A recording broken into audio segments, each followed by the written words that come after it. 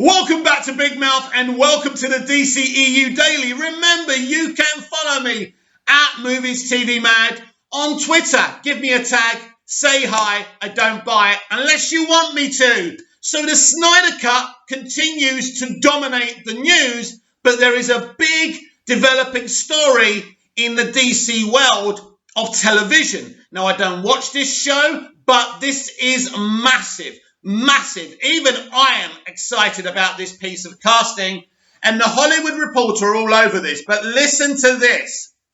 Batwoman reveals Wallace Day will take over Kate Kane role. So who is Wallace Day? Well, Wallace Day was in one of my favourite DC live-action TV shows of all time, Krypton. Wallace Day is a lovely girl. She really is. I've got so much time for Wallace. Spoken to her before on numerous occasions over on social media. She talks to her fans. She's a very happy, smiley, positive individual.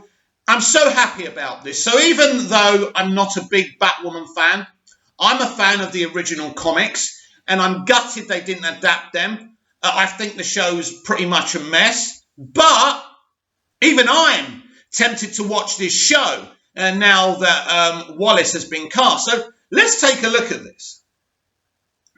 The Krypton actress will take over the character played by Ruby Rose in Season 1. Batwoman has a new Kate Kane. The CW superhero drama has cast Wallace Day to take over the role that was established by Ruby Rose in Season 1. As revealed at the end of Sunday's episode, the character of Kane was revealed to be alive, yet unrecognisable due to injuries she sustained in a plane crash at the beginning of Season 2. She's shown bandaged and being held hostage. The British-born Day, Krypton, the Rose, will play this altered version of Kane moving forward. To be clear, Kane is no longer Batwoman, who is now played by Javicia Leslie, the first black actress to play the character in live-action drama, just in case you don't have eyes and you can't see that for yourself. Leslie plays Ryan Wilder, who took over the superhero role in Season 2. Bringing back Kane has long been telegraphed by the showrunner Caroline Dries, who also worked on Smallville, my favourite DC TV show of all time. The move will provide a way for the series to give some resolution to the fate of Kane's character, as well as help the show avoid the bury your gays TV trope, killing off gay and lesbian characters, which Dries has said she wanted to avoid. Do you know what? I've been watching TV and film for a long time, and I've seen a lot of straight characters being killed off. Nobody moans. But this is what you get from the old left. It's illogical conversations constantly. So here we go. As a lesbian who's been working as a writer for the past 15 years, I'm well aware of the bury your gays trope, and I have no interest in participating in it. So now, right, we can't kill off gay characters in our writing. So I'm a writer of fiction. I can't kill off a gay character, right? So what if I'm telling a story about gay characters and I want Jilly, who's in love with Joe, to die, so there's some kind of stakes in my story? Can't I bury that? Can't I bury that character because she happens to be gay? This is the insanity that we're in right now. They are destroying entertainment because these are politicians, not entertainers. They don't care about artistic integrity, and there lies the problem. And this is why we're desperate to keep Zack Snyder, because he does care about artistic integrity over politics. Anyway, that's why it's important to me as the showrunner to clarify any misinformation out there about Kate Kane and recasting Batwoman. Like you, I love Kate Kane. She's the reason I wanted to do the show. Really? So why didn't you actually adapt a decent version of this character? Jesus, the version of the character could have been awesome that you adapted. You just didn't adapt her properly. Well, we'll never erase her. In fact, her disappearance will be one of the mysteries of Season 2. I don't want to give away any of our surprises, but to all our devoted fans, please know that LGBTQ plus justice is at the very core of what Batwoman is, and we have no intention of abandoning that. Breaking news! A gay or lesbian person will never die in the real world again. Because if you allow a gay or lesbian person to die, say they're old age and they die of COVID, right? Or they're just old. You're wrong, doctor. Why didn't you save that gay or lesbian person? You are a homophobic, right? Because you're a doctor and someone who happened to identify as LBGTQ, right, died. It's insanity. It's insanity. And this is the kind of stuff these people say. It's insane. Even my gay friends say it's insane. Because people in the real world who are not alt-left, right, and don't talk nonsense, understand this is absolute balls crap. Anyway, and that's the article. That's the article. So basically, right, we're recasting an iconic comic book character, so nobody says that we bury members of the LBGTQ community. So let me guess. Is this character going to continue on the show? Is this just a thing where you're going to say, hey, I'm alive, I've had my face reconstructed. Well, I'm going to go and do other things now. I'm not going to be Batwoman anymore. Here's the problem with this, right? Wallis Day is a brilliantly educated young actor. She should not only play Kate Kane, she should be Batwoman. But that's not what's going to happen because of alt-left politics. Here is the problem here. Why can't I see a show with Ryan Wilder and Kate Kane teaming up together regularly in future episodes and seasons of Batwoman, right? Jesus Christ, you can come up with another name for a hero that Ryan Wilder plays, right? She can have a new costume, but she can't really be Batwoman if Kate Kane's about. And this is why I predict, right, they're just bringing in Wallis just for a short time to say, we didn't kill a lesbian character. This is absolute crazy. And again, it's alt-left politics over artistic integrity. We're seeing it all the time. Imagine if we lived in an entertainment industry where we represent the LGBTQ community properly and give them a character arc and actually do great things with them and actually write logical, exciting, entertaining, compelling stories for them. She said she's an advocate of representing the LGBTQ community properly with LGBTQ justice. What episode of Batwoman have you seen that this is a reality? None. So we start off with some really exciting news. That Wallis Day, a wonderful woman, a talented woman, is going to play Kate Kane, which I think is amazing. She should be Batwoman. It should be her show. But no, it won't be her show because we can't upset anyone now, can we? Right. So let's talk about Ruby Rose for a little bit. Let's compare Ruby Rose and Wallis Day. Right. Let me give you Brie Larson. I'll compare Brie Larson to Gal Gadot. You see the difference there? Well, Gal Gadot is an advocate of female rights. She doesn't go publicly and start talking about white blokes in their 40s, does she? No. She speaks about these things cleverly and intellectually. Gal Gadot is a woman that everybody loves. She's so approachable and lovely and endearing. While Brie Larson goes out publicly talking about white men in their 40s. Guess what? They're your audience, Brie. And you just triggered the whole lot of us. Why? What did you win? Let's be honest. What did you win? How many women's lives did you save? How many women's lives did you make better by making these hateful comments? Zero. None. But the alt-left, especially in the entertainment industry, don't want to make things better. They just want to say hateful things. And this is what I always say about the alt-left and alt-right. Each group hates a different group of people, but they've taken over the political conversation. Worse, they've made political conversation take over entertainment. And this is the very thing we've got here. Wallis Day is awesome. This is actually a great decision by Caroline Dries. Wallis Day should be the lead of this, or the joint lead, right, with the young woman playing Batwoman right now. They should both be superheroes in this show, expand this show, or give one of them a spin-off even. That would be awesome. But no, we're just bringing Kate Kane back just to say we don't kill LGBTQ members off. It's not right. We don't do that, right? That's it. That's the only reason we're doing this. We're not doing this to say, Wallis Day, you're awesome, you're great.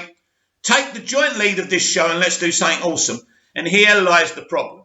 Going back to Ruby Rose, she was a bad pick She's not a very good actor. It was wrong from the very beginning, and they made a mistake. And this is them correcting the mistake. So I actually hope, I really do, that we can get a situation where Wallace is playing Kate Kane on a regular basis on this show.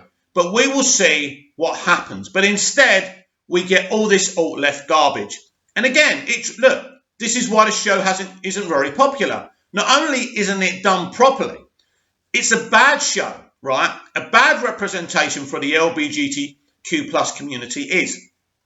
It's such bad representation. It's such bad storytelling. And that's why the show has been a failure. Because when you sack your original actor, that's failure. And when you keep on pretending that she left, she didn't leave. You got rid of her. You told her to tell the world that she left. Because this is how this industry works. So there you go. Wallace Day, recast as Kate Kane. That part of it for me is absolutely awesome. I love Wallace and I think she's great. Now we're going to start discussing what we're all here for, why we're alive for, what we're excited about.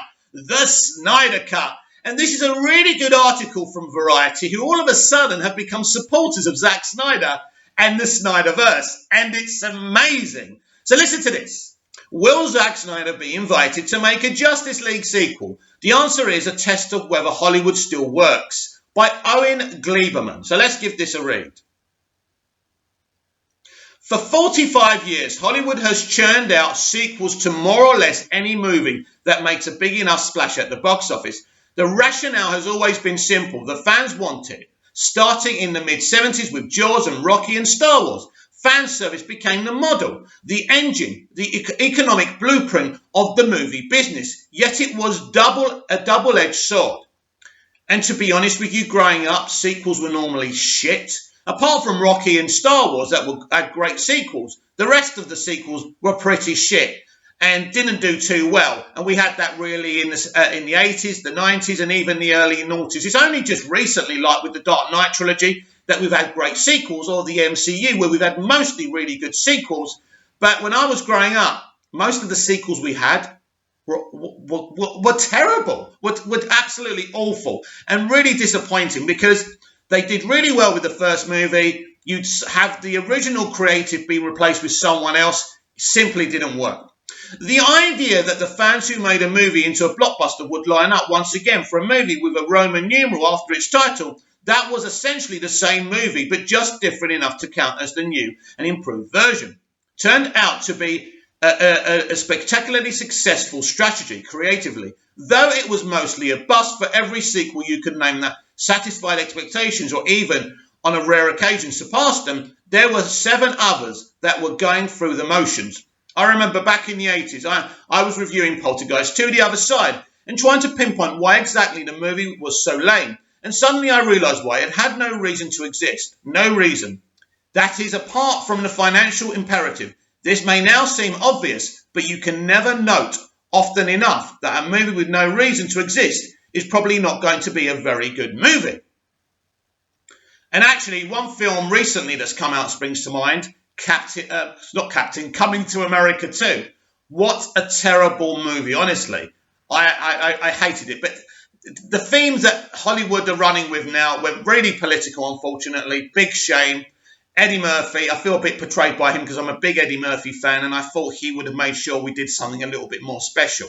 Anyway, the age of multiverse sequels has in its way camouflaged this reality. When a Marvel or a Star Wars movie is conceived as just one piece of tinker toy in a larger structure, it can seem, at the very least, to have a reason to exist, good or bad. It's another link into the storytelling chain. Yet that same dynamic can also rob a film of purpose. How much investment can we have in a piece of tinker toy? The end of it isn't even an ending. It's just a stop. In the age of comic book cinema, we now occupy, or maybe should say, that now occupies us, only one thing can make a fantasy blockbuster come fully and thrillingly alive. Zack Snyder's Justice League has that thing. What is it? You could call it vision, and you wouldn't be wrong, but it's also something I would call voice. That's not a quality we associate with comic book movies. Wow.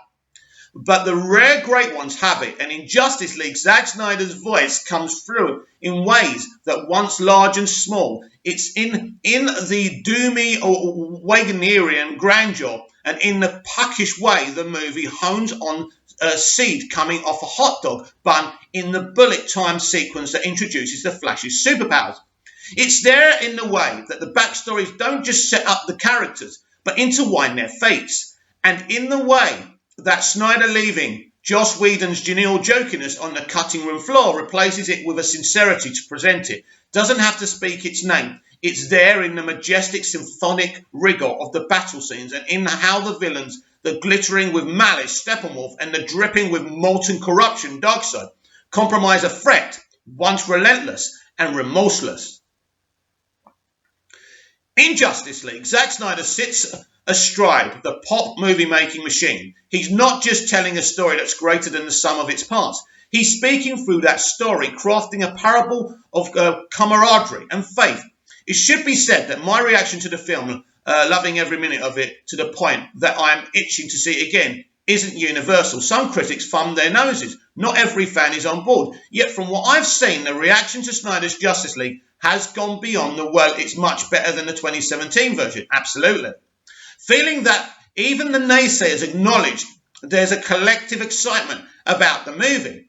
And for those of us who have fallen for it, part of the excitement is seeing a comic book film that's unabashedly conventional. It doesn't have a character like, say, Heath Ledger's Joker yet.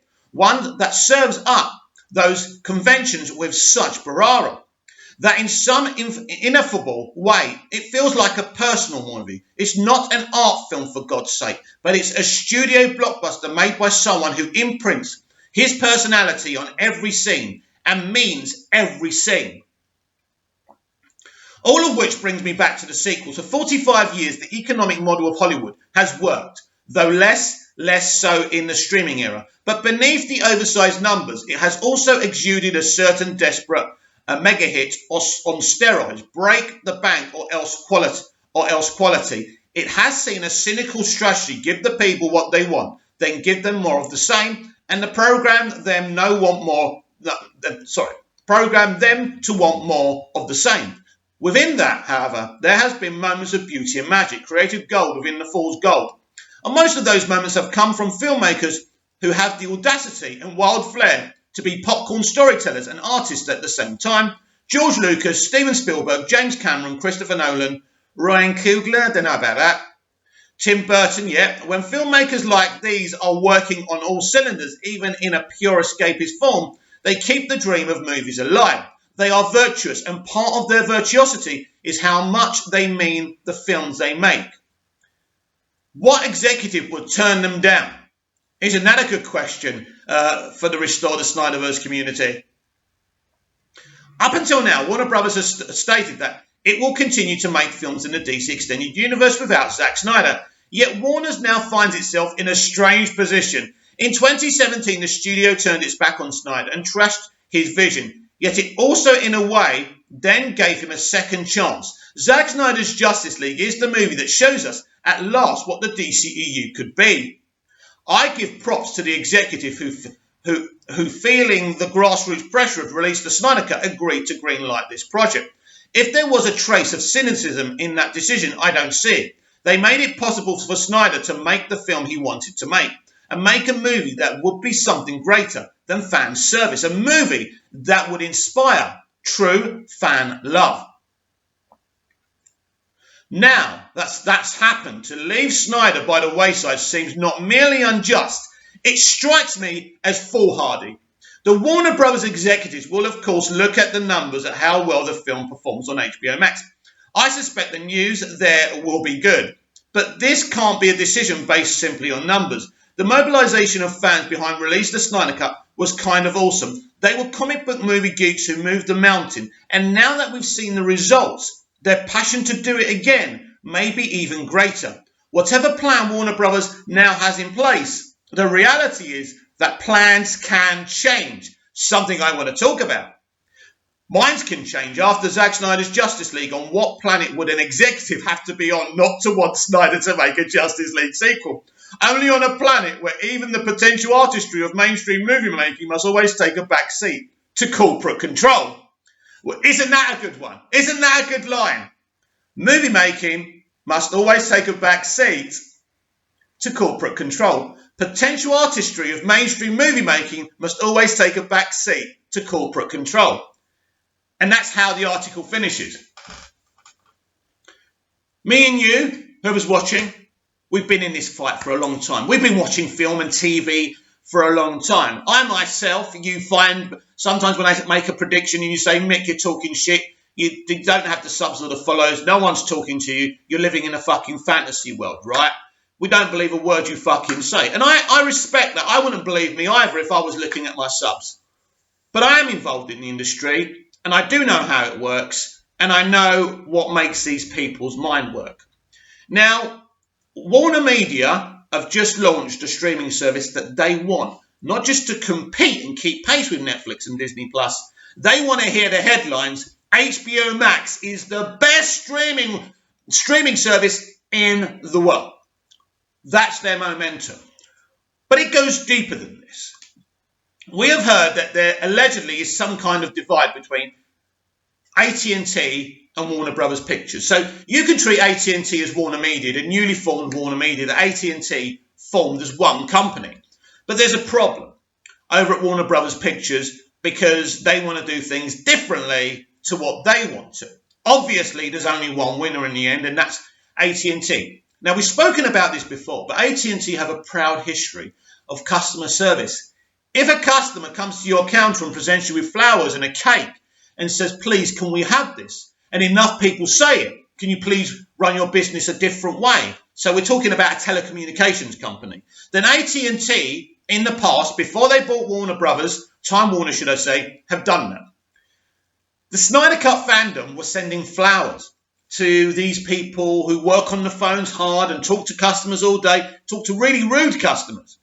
So it was really amazing for John Stankey to hear that, you know, people in our community were sending flowers, cakes, lots of different things. I remember it. You may remember me reporting on it back in the day when we were fighting to release the Snyder Cut. This meant something to Stankey. But Stankey and AT&T's model is, if you give them what they want, they'll stay with you and you'll keep on making money. And now remember that time that you released the Snyder Cut. But it goes deeper than this. Because as the journalist just said, plans can change. Minds can change. And I think this community is actually going to win bigger in this fight than we ever imagined. I do believe that. I believe there's a reality. Well, Walter Hamada announces he's going to resign as DC film president. I do. Maybe it's fantasy. I think it's a reality. I think that, listen, the success of Zack Snyder's Justice League Snyder Cut is huger than anyone actually knows or realizes. If this was a box office release now, I think by the end of the day, we could be looking at Force Awakens money. This is how big this film is. Now, it's very difficult to show that success in terms of streaming, but you can. The numbers are there and the numbers will be revealed. It's not only the subs on HBO Max. It's the global rental and it's the attention. It's everything. This film is the only thing people are talking about. You know, if Falcon and the Winter Soldier had released without the Snyder Cut, that's what everyone would be talking about now. It'd be, wow, yeah, the MCU have done it again. That talk is there, but it's being buried, right? And so, excuse me, but basically that's what's going on. So the Snyder Cut is a huge win. Not just for Zack Snyder, but for the studio. This is massive. This is a journalist from one of the most proudest legacy media outlets, Variety. Variety. Did you imagine that Variety would be talking this way about Zack Snyder? Did you? Well, it is. It's there. Variety are going into bat for Zack Snyder and to restoring the Snyderverse. Now, you won't see them. Hashtag restore the Snyderverse. But this, when you read this from Variety and a journalist like, and I forgot his name, what's his name? Yeah, Owen Gleiberman. It's one. It's one. It's there. I don't know what way to say to you. What I'm seeing, basically, these fuckers really run Hollywood. That's the truth. It's what these people say that these studios take notice of, right? Of course, it's the box office and the success and the subs and everything else. This is variety, my friends. Now, we don't like to admit this. We keep on saying how journalists have lost their power. But this is variety. Variety. And there's power. They are embedded in Hollywood. And what they say goes. It's like the audience in Gladiator. Or it's the Emperor in Gladiator, played by Joaquin Phoenix. It's either, yeah? These are the emperors. And I know people are going to come at me and give me a thumbs down for that. But this is the truth. Variety is saying restore the Snyderverse. Saying that plans can change. What do you mean by that? Do you mean by giving Snyder his verse? Or even more than that? Making Zack Snyder controller of DC Films. There's a problem now. There's a problem for Warner Brothers and Warner Media. Listen, this film has given them a good problem. It's woken them up. They can see the world loving this film. As I keep on saying every day, there are people saying, I was wrong. I've gone back to see Man of Steel and Batman vs. Superman. And I now like it. I'm a believer. And the MCU's great and everything. But they don't live long in the memory. They're saying the stuff that us lot have been saying for years within the Snyderverse community. I mean, we used to fantasize about this day, this film being released, and everyone seeing what we're seeing. Jesus Christ, the whole world are Snyder acolytes now. We've swapped fucking places. It's amazing. It's amusing. It's ironic. And it's fantastic. This means what you think it means. Variety.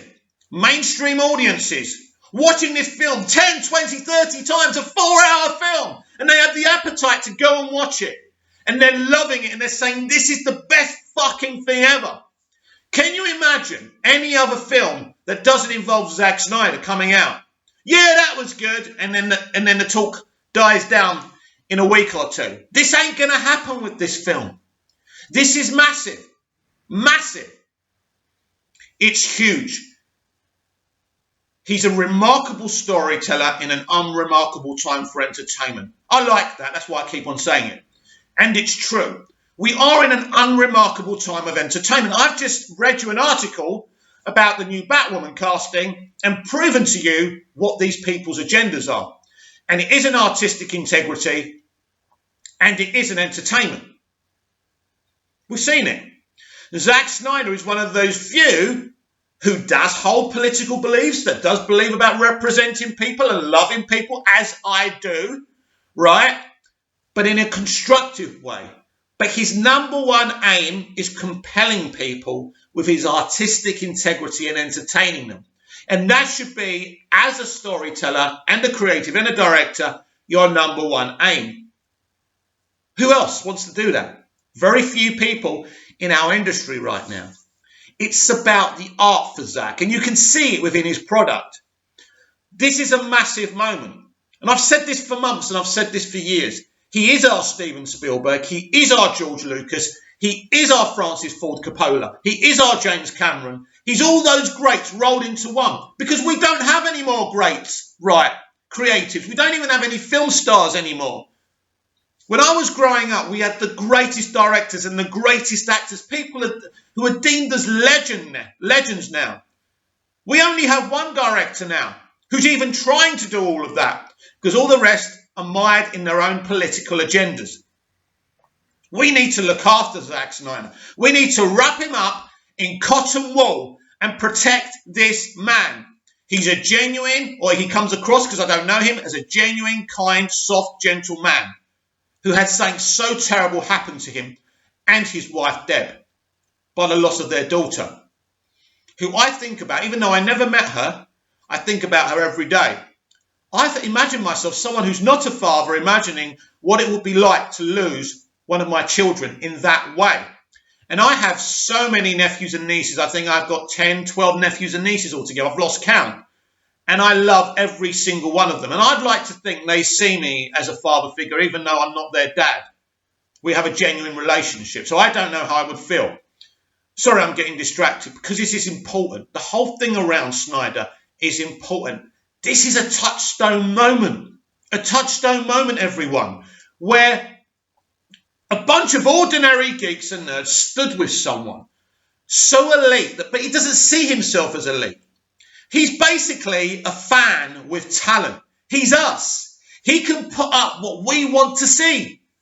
And that's sensational. But he shouldn't just be going, I'm going to give you what you want. He keeps his artistic integrity, which is something that we appreciate. This voice isn't going to survive any longer. I don't care. I'm going to keep on going. Sorry about this. I speak really loudly as well, which doesn't help, does it? Anyway, this is a passion. Look, DC is a passion of mine, and I'm going to keep on talking like this. So, I believe I'm going to give you my prediction because release the Snyder Cut, or should I say the Snyder Cut, Zack Snyder's Justice League, has blew up bigger than anyone ever imagined. So you are looking in box office terms at a $2 billion global hit.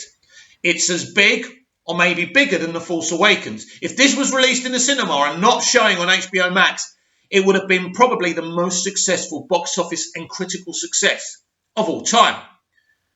Because the majority of media loved this film.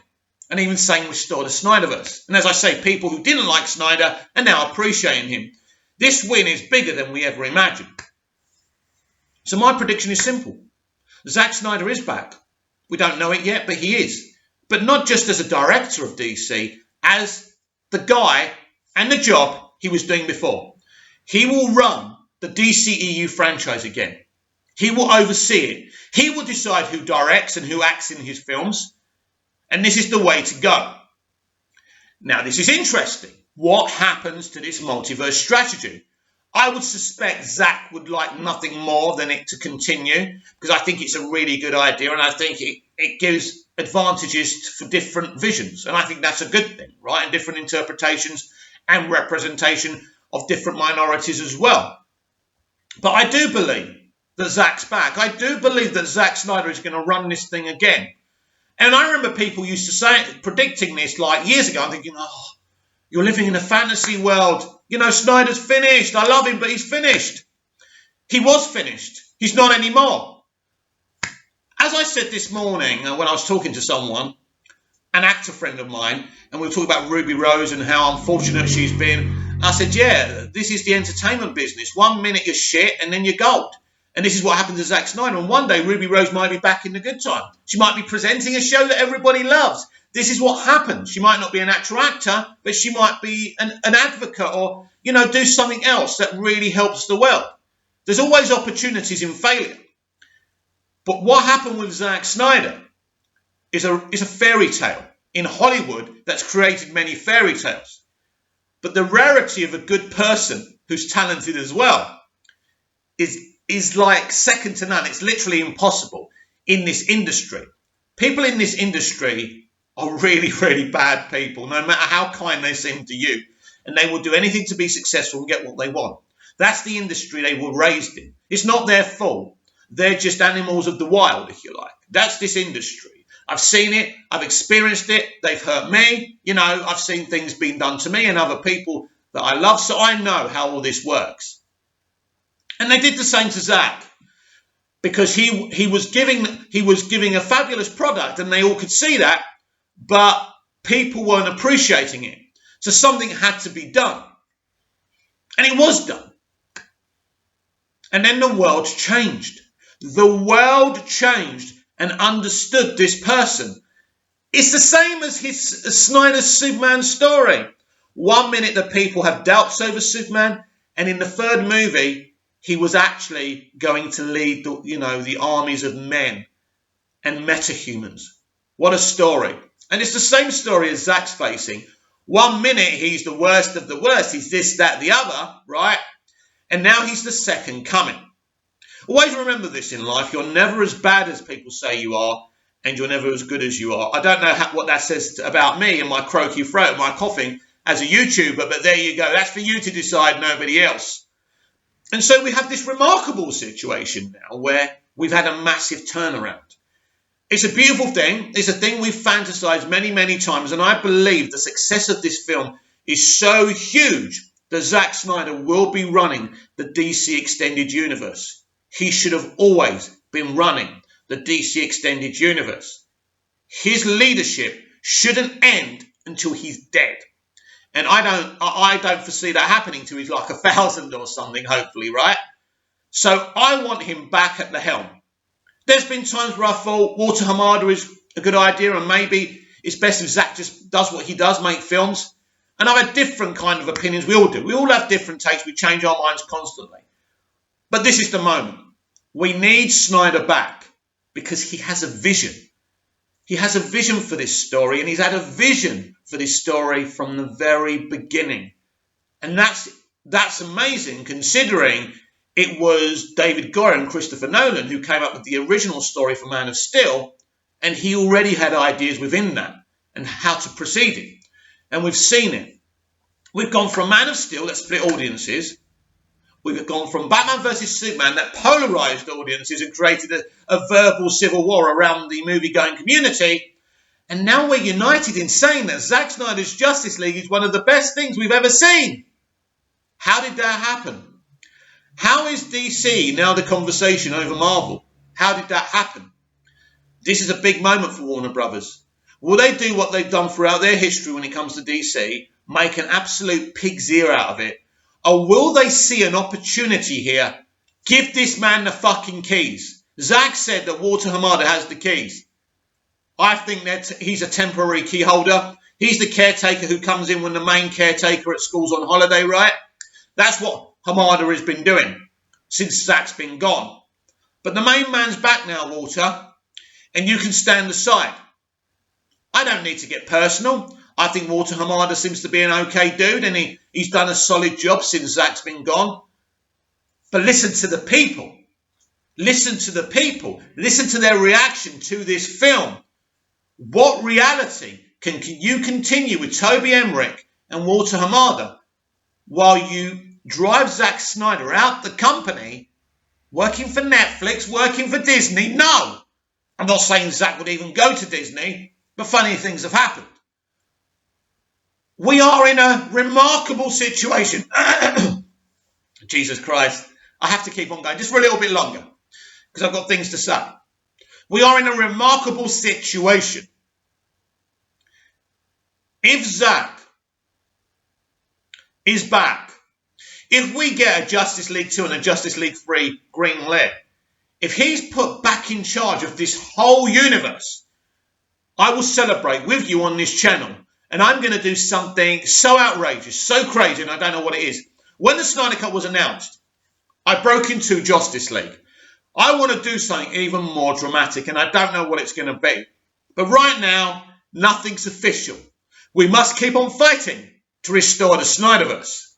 But we will. We've already won. We just don't know it yet. Because as I say, when this happens, when Variety say this, because make no doubt, this has got Variety's trademark on it. This guy isn't just talking for himself. As I say, it's the Emperor going, yes. So this is a massive moment when not only we will restore the Snyderverse, but Snyder must and will run the entire live-action property again. That's the way it's going to be.